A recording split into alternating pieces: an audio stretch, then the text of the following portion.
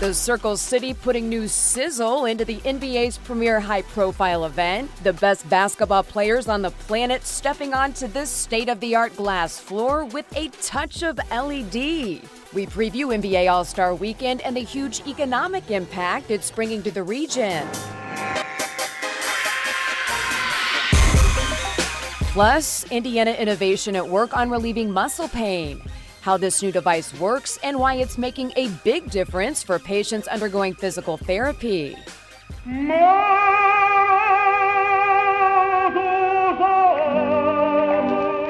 The transformation of a historic Hoosier music hall into a tech hub, and the Indiana farmer behind the dream.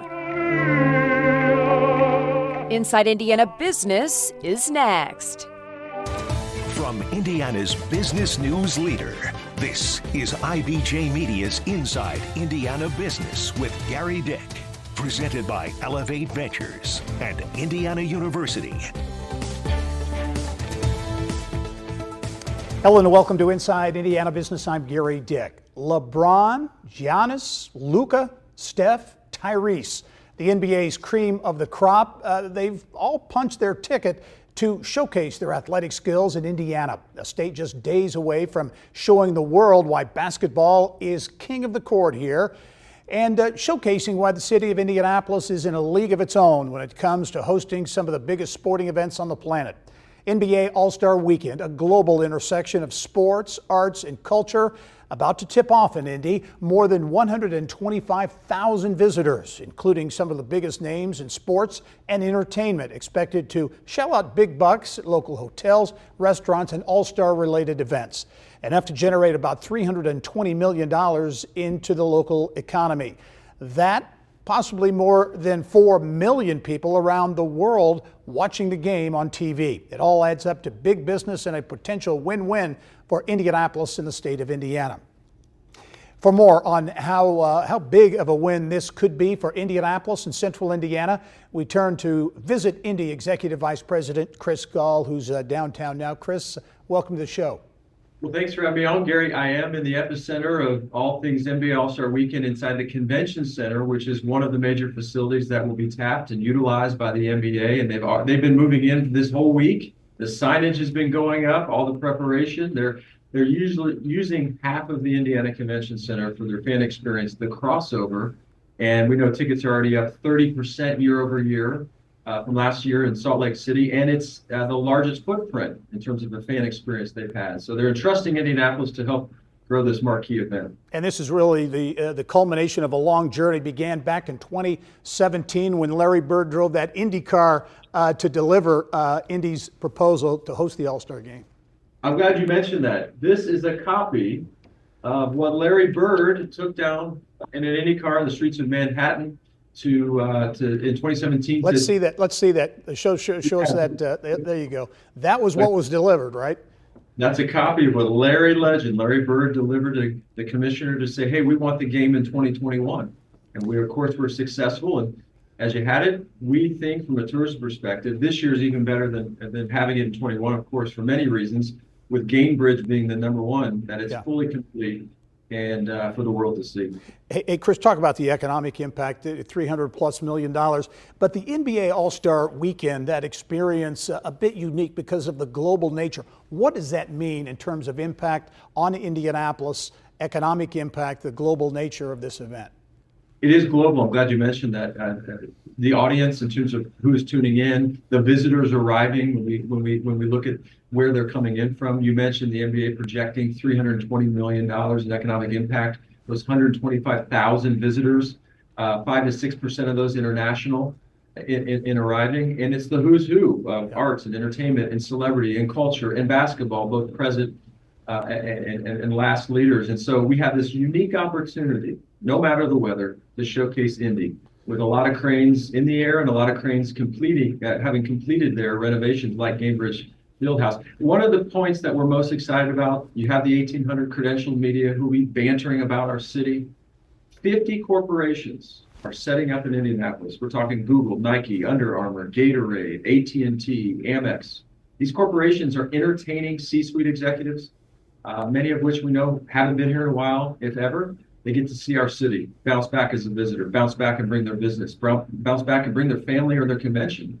And so it's the caliber of visitor that we're really looking forward to as we prepare for not just a one game. This is an entire weekend. Our hotels are commanding a 4-night minimum. Thursday, Friday, Saturday, Sunday. Airbnbs virtually sold out. The downtown has been sold out. We have compression all the way out to Lafayette, Bloomington, even Evansville. Yeah. In terms of hotel usage. And so really an opportunity for a sales job to these big corporations. But how about, again, the fan experience, the visual experience, if you will, and what the NBA is doing for the first time with this LED floor? Talk about stepping into a big floor, Lucas Oil Stadium, with the LED imagery on the court. First time they're doing that for any major event. They're testing and kicking it here in Indianapolis, and you can see how it will look on screen and for the fans. And if it shows well, the NBA has gestured they'll use this moving forward to some of their other marquee events and games day in and day out. So we get the benefit of seeing it with sponsor activity and the word Indianapolis on this floor inside Lucas Oil Stadium. Of course, that is a big win for us because all the games, not only inside Gainbridge, but inside Lucas Oil Stadium, that allows us as a city and state to welcome more fans to see this technology and have a lower entry point for that Saturday night 3-point shootout skills challenge and slam dunk competition. Well, Chris Gall, as always, thanks for joining us. Great perspective. We'll have much more next week. We'll be doing our show from downtown Indy to talk about the All-Star game. Chris, thanks for joining us. Thanks for having me on, Gary. All right. Well, the NBA All-Star game is also an intersection of sports, arts, and culture.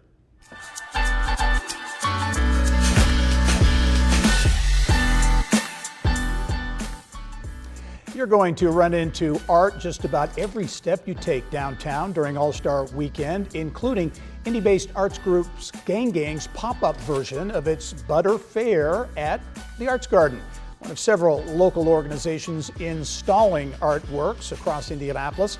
We talked with Gang Gang co-founder Alan Bacon about his group's creative contribution to NBA All-Star Weekend on our next Business and Beyond podcast. That starts Monday. They don't have a way to monitor how much pressure is being applied to the soft tissue. So they don't have a capability of dosing the amount of soft tissue manipulation that's being used to help people move better and to reduce their pain. Taking the guesswork out for physical therapists. See how an IU startup's innovation is giving them the tool they need to ease the pain and increase mobility for those suffering from muscle soreness.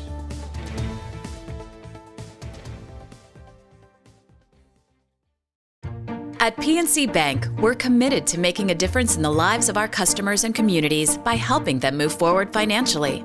As a Main Street bank, we try to do right by our customers with every encounter.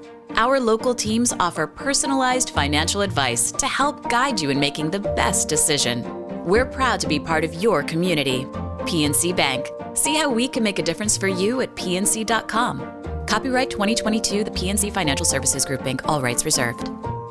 Well, it's business as normal at Catalent in Bloomington after somewhat of a bombshell announcement this week. New Jersey-based Novo Holdings buying Catalent in an all-cash deal valued at $16.5 billion. The move comes after a few rough financial years for Catalent, which included layoffs. Catalent's 3 manufacturing sites, those layoffs that occurred there, including the one in Bloomington, will transition to produce diabetes and weight loss drugs. Catalent played a key role in meeting the demand for COVID-19 vaccines and boosters during the pandemic. Well, Elanco Animal Health's new downtown Indianapolis headquarters taking shape while the company is making moves in its aqua business. Elanco selling the line to Merck Animal Health for $1.3 billion. It's a move by Elanco to pay down debt and invest in new products in the pipeline. The aqua line business, one of Elanco's smallest. April marks 2 years since construction began on the company's new $100 million headquarters on the site of the old GM stamping plant in downtown Indianapolis.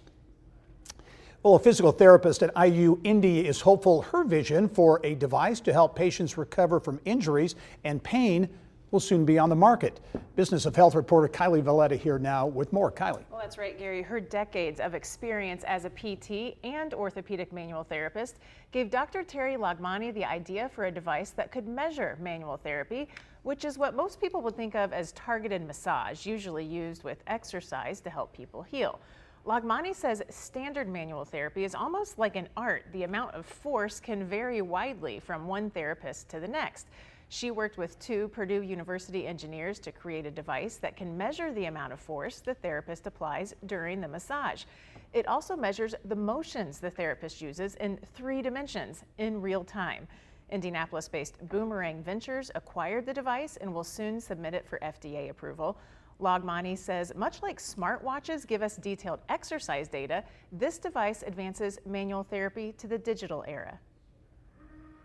The ability to measure the dose that you're giving, just like you measure the dose that you give prescription medications, if we should be able to measure that, and so that it becomes more precise for precision care, individualized. It isn't about saying that what we've done in therapy is wrong, but it's taking it to that next level of individualized precision care. The device also connects to software that captures the data in real time, giving the therapist live feedback, and creates a detailed report, which could be used among different therapists to keep the treatment consistent. Another big health story, we're following big numbers for the bottom line at Eli Lilly. The Indianapolis drug maker reports sales of its diabetes drug Mounjaro and weight loss drug Zepbound helped push fourth quarter profits up 13%. Lilly posting a net income of $219 billion, and that's just for the fourth quarter. Lilly says it expects revenue to top $34 billion for all of 2023. Well, the hits keep on coming for Lilly. But Kylie, that massage story, this is about making massage therapy, I guess, more scientific. That's right. She says there's nothing wrong with a traditional approach. Mm-hmm. It's accomplishing its goals, it's helping patients, but it's just about continuous improvement. If they can make it better, why not? Mm-hmm. And some of the metrics, just to dive a bit deeper into the metrics, it measures force, motion in 3D, angle, and rate. And so you're merging all of those movements. You can understand why they needed Purdue engineers involved. Right. Interesting startup indeed. Kylie, as always, thanks. Yep. Well, still ahead, a Purdue aviation legend's name going up at the University Airport. And big changes coming to a business that's been a fixture in Kokomo for more than a decade. Details on what's next for Haynes International and its 1,200 workers there.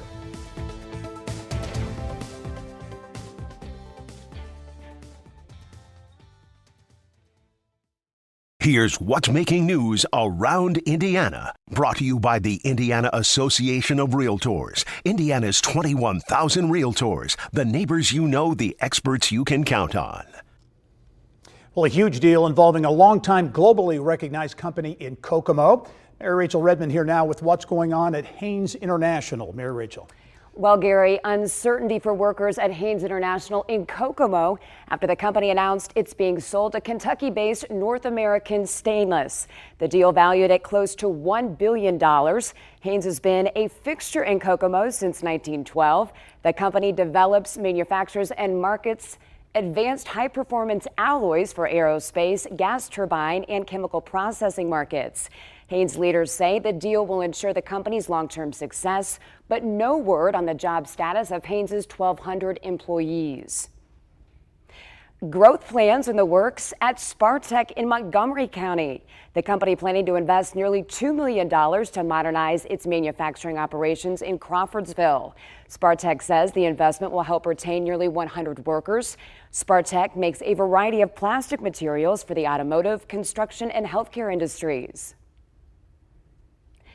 To Southwest Indiana, where Evansville is looking to cash in on hosting a number of sporting events during the first half of the year. Community leaders estimating the city will rake in $9 million between now and June by hosting sporting events ranging from U.S. figure skating to college basketball and softball and the Indiana State High School wrestling finals. Visitors and tourists also flocking to Northeast Indiana in droves. Get this, tourism brought nearly 9 million people to Allen County in 2022. That's a 26% increase over the previous year. And those folks, well, they spent money big time. Visit Fort Wayne reporting visitors spent almost $1 billion in food, hotels, shopping, and transportation. And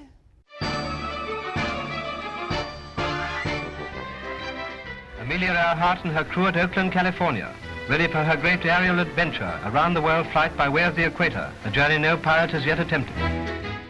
Purdue paying homage to its most famous aviator, the university's new terminal to be named after Purdue instructor Amelia Earhart, the first woman to fly alone across the Atlantic. Very fitting. Yeah. Gary? Yeah, great stuff from around Indiana as always. Thanks, Mary Rachel.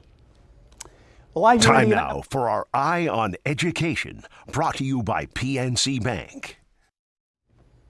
Well, IU Indianapolis making it easier for Ivy Tech students looking to get a bachelor's degree. IU now offering a new dual admission program that will increase access to its Indianapolis campus. Ivy Tech students planning to pursue their bachelor's after earning their 2-year associate degree will get access to IU Indianapolis advising, student support, and financial aid counseling.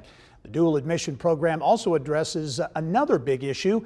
It will ease the transition for Ivy Tech students by sharing transcripts between the schools rather than students having to navigate the process on their own. A new opportunity for high school students in Southwest Indiana to get a leg up on college credits. The University of Evansville partnering with juniors and seniors at Rice Memorial, allowing them to take classes for college credit and be on track to enter one of the university's 3-year degree programs. Rice students can take education, biology, chemistry, Spanish, and psychology courses at the university, and the credits will be transferable. Coming up next, an unlikely business venture unfolding in north central Indiana.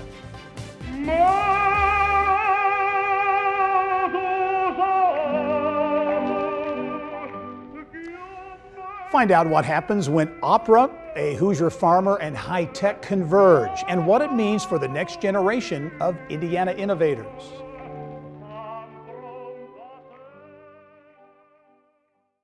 Well, the numbers are in for investment in Indiana tech companies last year.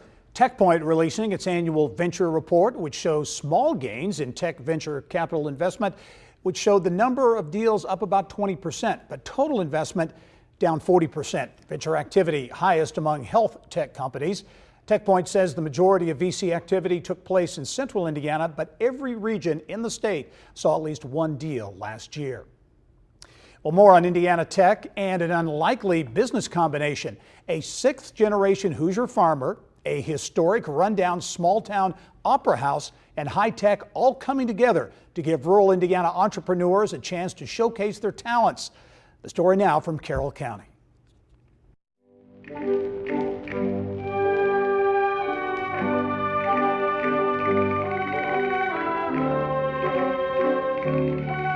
Back in the day, the Camden Opera House in Carroll County was a mecca for music, theater, and plays. The building was in a state of utter disrepair. Most people would have probably torn it down. Carroll County farmer and entrepreneur Neil Milet saw possibilities for the Opera House, a way to use it to tap into the potential of innovators in rural Indiana and bring them under one roof. One of the biggest hindrances to opportunity for kids and entrepreneurs from rural communities was the lack of physical infrastructure in which to invent and innovate within. So Milet set out to salvage the Camden Opera House to turn it into a modern tech hub with a nod to Indiana's small-town glory days.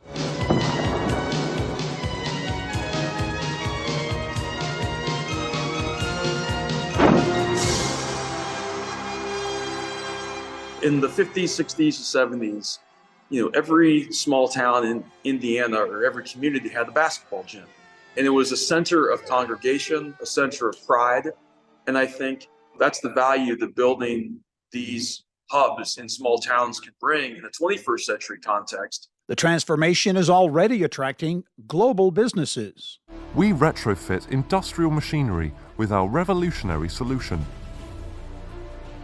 We turn these machines into safe and reliable autonomous units. Ireland-based robotics company Helgen Technologies moving its U.S. operations to Camden. And Finland-based aerospace startup Vima planning to launch a 3D printed drone in Camden. We're bringing people here that normally wouldn't come to a small Indiana town, just fusing two different worlds together in a way that brings overlapping value for our community.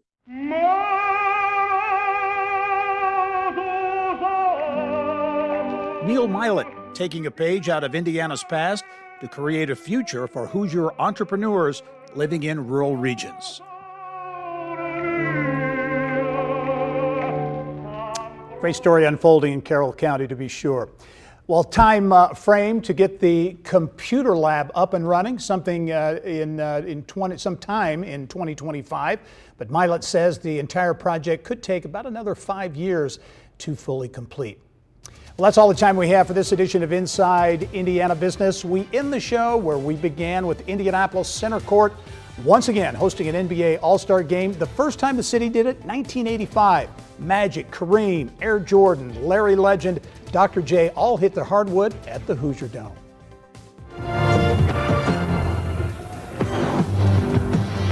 This is the Hoosier Dome in Indianapolis, Indiana, the Mammoth Stadium, the exterior.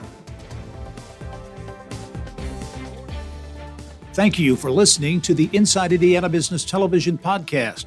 Remember, you can get the latest business news from every corner of the state at InsideIndianaBusiness.com. I'm Gary Dick. Go out and make it a successful week.